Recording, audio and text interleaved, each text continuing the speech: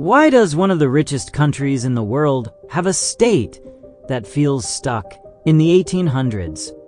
Alabama ranks near the bottom in education, wealth, and health, but it wasn't always destined to be this way. The story of Alabama is a story of war, resistance, religion, and politics. And it still shapes the lives of millions today. Like and subscribe for more. Also, don't forget to hit that notification bell for more history documentaries. Please watch the video till the end, as good interaction would help the performance of the video and the growth of my channel massively. 1. A land of cotton and chains, slavery, and early wealth. In the early 1800s, Alabama was booming, but that boom was built on enslaved labor. After being carved out of Mississippi Territory in 1819, Alabama's fertile soil made it ideal for cotton, earning it the nickname the Cotton State. The state quickly became one of the wealthiest regions in the country for white plantation owners. Wealth was heavily concentrated, with most of the population either enslaved or dirt poor. This system sowed the seeds for inequality that still persists. Slavery not only created an economic underclass, it also institutionalized a rigid racial hierarchy that would shape the state's identity for generations. 2. The Civil War and the Lost Cause. Alabama seceded from the Union in 1861, joining the Confederacy. The war devastated its infrastructure and economy. But even after the South's defeat, many in Alabama clung to the myth of the lost cause, a revisionist history that painted the Confederacy as noble and slavery as benign. During Reconstruction, brief attempts were made to build a more equitable society. Black men could vote, run for office, and briefly held real power. But that was short-lived. By 1877, federal troops withdrew, and redemption governments, white supremacists in democratic clothing, violently retook control. 3. Jim Crow and the institutionalization of racism. From the 1880s onward, Alabama cemented its reputation through Jim Crow laws.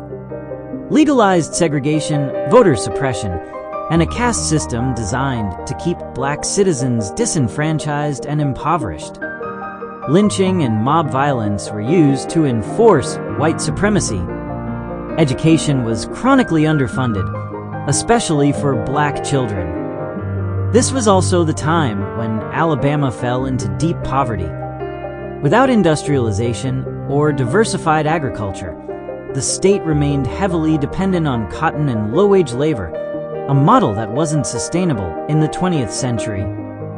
4. The Great Depression and FDR's New Deal. The Great Depression hit Alabama hard. Crops failed, banks collapsed, and families starved. President Herbert Hoover's policies offered little relief, but Franklin D. Roosevelt's New Deal brought some recovery. Projects like the Tennessee Valley Authority brought electricity and jobs to rural Alabama, but systemic racism limited who benefited. Many programs excluded black Americans or reinforced segregation.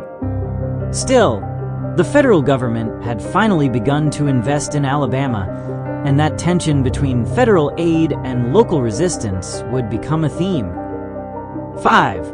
World Wars and the rise of industry.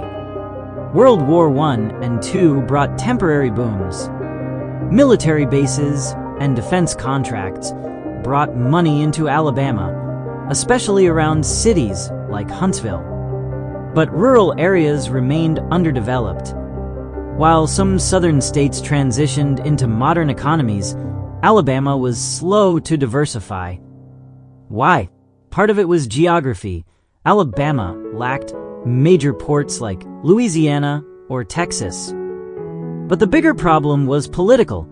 A conservative elite resisted modernization, fearing it would disrupt the racial and economic hierarchy. 6. Civil rights and white backlash. By the 1950s and 60s, Alabama had become the epicenter of the civil rights movement, for better and worse. Rosa Parks, Martin Luther King Jr., the Selma Marches, Birmingham church bombings. The struggle for equality was met with vicious resistance, often led by the state's own government. Governor George Wallace famously stood in the schoolhouse door to block desegregation, declaring, "Segregation now, segregation tomorrow, segregation forever." Wallace later ran for president as a Dixiecrat, championing states' rights and opposing federal civil rights laws. Though eventually defeated, this resistance to progress became central to Alabama's political identity. 7. The Great Party Switch, when Republicans took over. Before the 1960s, Southern Democrats ruled Alabama. But as the National Democratic Party embraced civil rights under Presidents Kennedy and Johnson, Alabama turned against them. Barry Goldwater's 1964 campaign, which opposed civil rights legislation, won Alabama in a landslide. From then on, the state became a Republican stronghold, not despite racism, but largely because of it. This shift was part of the broader Southern strategy, the GOP's plan to win the South by appealing to white fears of integration and social change. 8. Why didn't Alabama modernize like other Southern states? States like Georgia and North Carolina diversified their economies and invested in education, attracting tech, film, and finance industries. Alabama, however, stayed stuck. Its government cut taxes, underfunded public services, and resisted progressive change. A deeply entrenched Bible Belt culture, dominated by conservative evangelical Christianity, shaped policies on education, sex ed, abortion, and LGBTQ+ rights. This mix of religious conservatism and economic stagnation created a feedback loop. Poorly funded schools, low educational attainment, brain drain, and a workforce unprepared for modern industries. 9. Politics, poverty, and passports. Today, Alabama remains one of the poorest and least educated states in the U.S.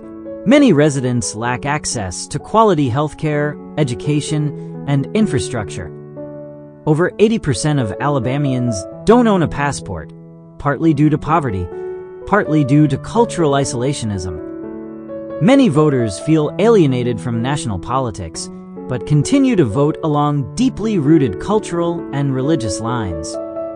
Gerrymandering and voter suppression laws further entrench one-party rule.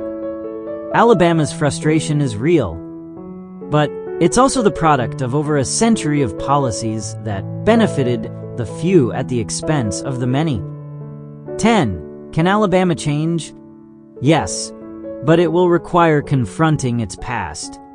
Real investment in public education, healthcare, and infrastructure, acknowledging racial injustice, and dismantling systems that still favor the privileged. Cultivating industries beyond low-wage labor and agriculture. And perhaps most importantly, encouraging civic engagement and critical thinking, the tools necessary for any real democracy to flourish. Conclusion: Alabama's story is not one of hopelessness, but it is one of stubborn resistance to change. Its poverty and conservatism didn't come from nowhere. They are the echoes of slavery, segregation, and a political system designed to keep power in the hands of a few. But understanding that history is the first step toward writing a new future. What do you think? Write your opinion and version of the story in the comments below. Please be polite and kind. If you want to know what would have happened if Goldwater defeated Johnson in 1964, click on the video on the left. Thanks for watching.